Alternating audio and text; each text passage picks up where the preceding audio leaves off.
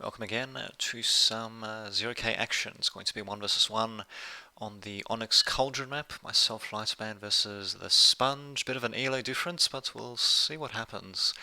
So, I can't quite remember what happens here. Hopefully nobody disconnected or anything like that. It's possible, but, well, let's just see what happens. I suppose if there is a technical problem, not bad, I suppose you probably won't be seeing this video, so...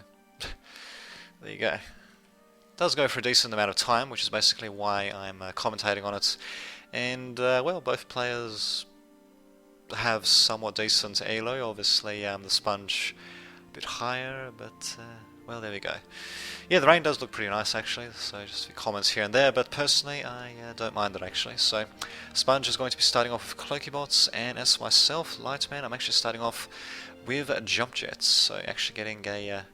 quick pyro, nothing too out of the ordinary, followed by puppy, then a freaker, then more pyros from there, so essentially pyro factory. And the Sponge, just zooming out, okay, yep, he doesn't actually have any conjures yet, building his first one now after building a harassment force of 5 glaives, so yep. If he doesn't harass, well, that's going to be interesting to see what happens actually, but apart from that, got a recon comm, and I believe I've got a recon comm as well, the jumper commander. And here we go, here is the... Jesus Christ. Anyway, here's the initial harassment of the Sponge. So, yeah, thankfully my puppy does spot him, actually. And, yep, here we go, the pyro is just going to be standing by to defend.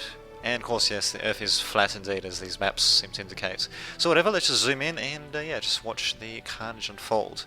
So the Sponge trying to run in, but... oh, actually, it's a bit of a risky maneuver by myself, they're jumping in the pyro like that, but yeah, they actually did a good job flaming out these glaives, and all of them except for one will die. There we go, that one at full health actually, so... there you go, not doing too badly actually deflecting that harassment, but he's basically on the offensive though, the Sponge is on the offensive. One good thing that could be said about my position though, is the fact that yes, I did deflect his...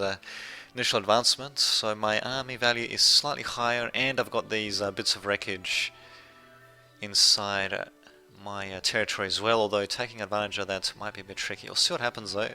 So yep, just got everything queued up, looks like I'll be expanding towards the west. The Sponge doesn't seem to have too much in terms of expansion at the moment, so he's just building up what he currently has, and economy wise we're both even at the moment, but well, we'll see. My commander is definitely planning to expand here. Just got a quick pyro going towards the left to, well, just to try to detect any hidden expansions or anything like that that might stop my commander from doing so. And actually, that's actually going to leave me a bit wide open, in fact. Both these pyros just going around to harass at the same time, kind of leaving me a bit open. I do have a single puppy. Let's see, 50 metal compared to 65. So, yeah, one puppy destroying itself in one glaive is actually cost effective, so... who to think, eh? Although I think a pyro properly microed will be even more cost effective. We'll see what happens though. Have to be very careful though. Definitely facing quite a large number of great glaives, and damn it, very good job actually by the Sponge luring my pyro into them, and unfortunately I wasn't able to react in time. So yep, it's basically going to have a bit of free reign on my base, at least until this pyro hopefully destroys those glaives. I have to be careful though. He needs to jump, and losing a second one without even jumping.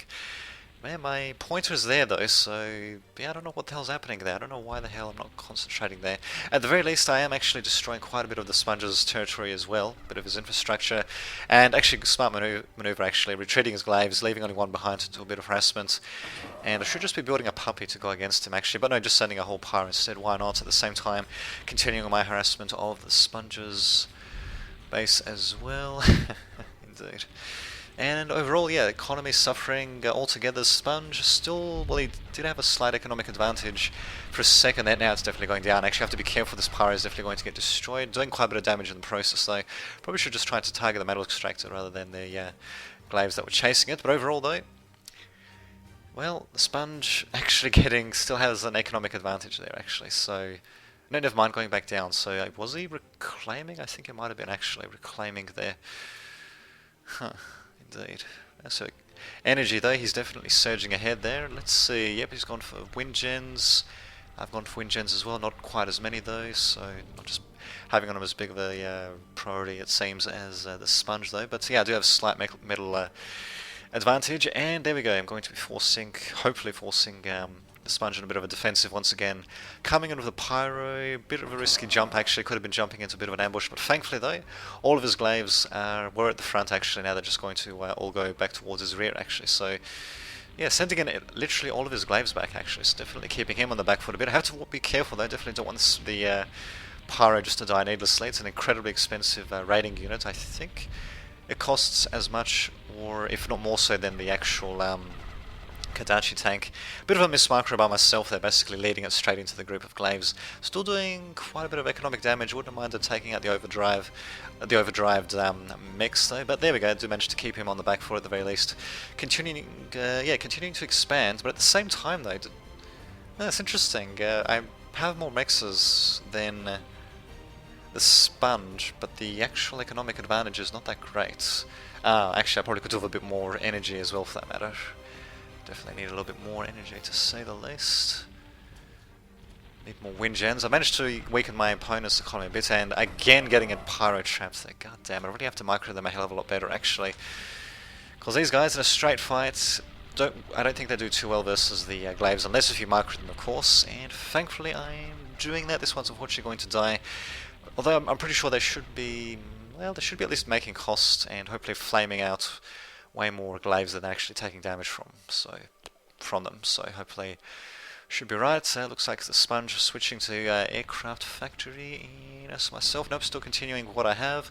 Unfortunately, I do not know that's happening at all, so it's going to come as a bit of a shock to me. And, well, what the hell, I still do have them on a bit of the back foot. I've got naked mixes, but so far, though, I have been, I've been keeping Sponge from attacking, essentially, the undefended mixes here. Although they could change, actually. His radar tower just now coming online. He's going to be seeing the naked mixes, yep. All of them. He's going to be seeing our naked with just one single dot moving around, which is going to be the commander, of course. He's level 1, though, light particle beam, auto repair system. He should be alright. As long as he doesn't get too close to the freaking glaives, like I kind of let happen there, and he might actually die. Oh no, he is gonna die. Whoopsie long. So I did get a pyro in, but a little bit too late, unfortunately. So whoopsie long. Doing something fun instead of just sitting hard. Well, it's possible actually, but as you can see, I'm not screwing around too much. I'm making various mistakes, of course, with microing my pyros and sort of leading them into situations where they should be jumping away. Jesus Christ. But apart from that, not doing too badly, given the circumstances. Not really losing too much in terms of economy. Loss of the commander was pretty big though, but my economy is still slightly ahead of the Sponge actually, so we'll see what happens. I definitely don't want to be sacrificing my units, and I need to be microing them. There we go. Jumping them nicely out of the way, could have been a bit better, but what the hell, taking out a couple of glaives in the process. Probably shouldn't really be sending them in like that piecemeal anymore for harassment. He does have, actually does he have radar? Yes he does actually, right here. Although, okay, something I should have taken advantage of is that radar doesn't actually see that much. In fact, if I could have gone around here and then harassed along the periphery. I don't think actually can actually go on the water there though. But yeah, I could have gone around the periphery though, but I don't think I was aware of where his actual radar towers were though, which kind of sucks. He's actually got his own Odin commander at level 1. Beam laser. I do at the very least manage to micro my pyro out of there, but there we go, and I would have seen the Raven also bombing my... Is that a pyro? I think it is, yes, my other pyro there, so I'm definitely aware of that. And wow, this is a bit of a risky maneuver actually. 7% health, and yep. He didn't even have freaking jump recharge, so I'm not really sure why I sent it out against the glaives. And unfortunately now he's going to pretty much wreck my naked mixes and pretty much screw me over economically. Thankfully though, he doesn't know what's happening towards the right at all. He hasn't even sent anything really to explore, and yep, I'm going to get a bit of radar and a bit of defense as well. Up and running. God damn, these bombers are going to be a pain in the ass though. Am I going to be responding with some anti-air? Yep, a couple of Archangels. That's actually going to be massive amounts of anti-air. 1,000 metal and an airplane plant of my own actually, so... Pretty appropriate response. Actually, wait a minute. Oh, these pyros might actually be able to destroy this commander. What I should have done actually sent them both in at the same time. Doesn't matter though, I managed to get him with the second pyro just as he jumps in. Down he goes. Very nicely done indeed. Pyros indeed do pretty nicely versus glaives, provided that you micro them, of course. But These fucking bombers though. Well, still, I do have the appropriate response from them. A couple of Archangels and nothing from the plain plants though. Whoopsie long, a bit of a mistake on my behalf. And now I'm actually a little bit screwed because I don't really have too much in terms of ground forces, anti-ground forces that is. 2 Archangels, and that's it. There we go, finally building Swifts, but what I should have done instead is, instead of building the Archangels, I should have just built up the Swifts instead while continuing to build Pyros. That probably would have been a better idea. But still, there we go, 2 Archangels, definitely going to be more than enough. And my opponent is continuing to build Ravens. He doesn't actually have a pad for them, but he does actually have a decent amount of Ravens, so there's this amount of Archangels, if I can keep them alive, should be the appropriate response actually to the amount of aircraft that they're facing. Unfortunately though, I'm not microing them properly. One of them fails to jump, the other one does though, manages to get out of there just in the nick of time. Pyro's coming in from the factory though, but yeah, losing an Archangel. That's 550 metal down the drain for no real reason. That's definitely going to give the Sponge a bit of an advantage, especially in terms of army value from what I can tell. I do still have a bit of an energy and metal advantage though, but the Sponge, well, he cleared out the west though. He just needs to follow that up with an expansion. And my builder, I don't believe it, I'm actually sending him across to try to expand. I don't know why the hell I didn't think of you know, the fact that he'd probably have his own expansion there already, but well, there you go, and again getting Pyros way too close for comfort. There we go, managing to at least jump him out just in the nick of time. Swift's also coming in, so he's going to definitely see them. Yeah, definitely going to see them making an overflight like that, so he knows that I've got aircraft as well. What is his response going to be? Swift's of his own, also with Hawks, Ravens also continuing to stream out, and basically he's just continuing to mass Glaives, but well, my Pyros seem to be doing a good job versus them actually, I think. Well, I've seen versus Pyros that the appropriate counter either seems to be Warrior, Zeus, or a combination of the two. So how much does a Pyro cost? 220, 350 for a Zeus, so it actually costs a bit more than Pyro. The Warrior, on the other hand, I'm pretty sure should be able to take on more than one Pyro. So it should be cost effective versus Pyros rather than just making costs. Although yeah, that's just shows how expensive the Pyros are. They're so freaking expensive that, well, basic riot unit for the Cloakies actually is the same price as them. So there you go, actually managing to jump them away. Doesn't quite do a good job in saving them, but at the same time, though, yeah, actually the Archangel does a bit of damage. Actually, I got another Archangel, it seems. And the bombers pretty much managed to make it away scot-free. One does get destroyed, so there's another one.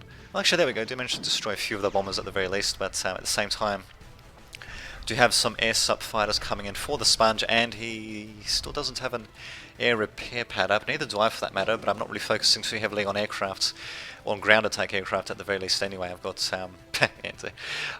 yeah, just air superiority aircraft to stop those fucking bombers from bombing my expensive Pyros. And really, those bombs are perfect. They do 800 damage apiece, and the Pyros have got the Pyros have got 700 HP apiece. So there you go, works out right. And ouch. Unfortunately though, my Naked Mix here is, well, my Naked Mix is not going to be doing too well at all. This single Lotus, even if they attacked it first, would not have really been a match with all these Glaives. Although, what I could have done instead is maybe just build a Stardust instead, actually. That would have done pretty good versus these masses of Glaives. Could have been, of course, outranged by freaking, indeed. Yes.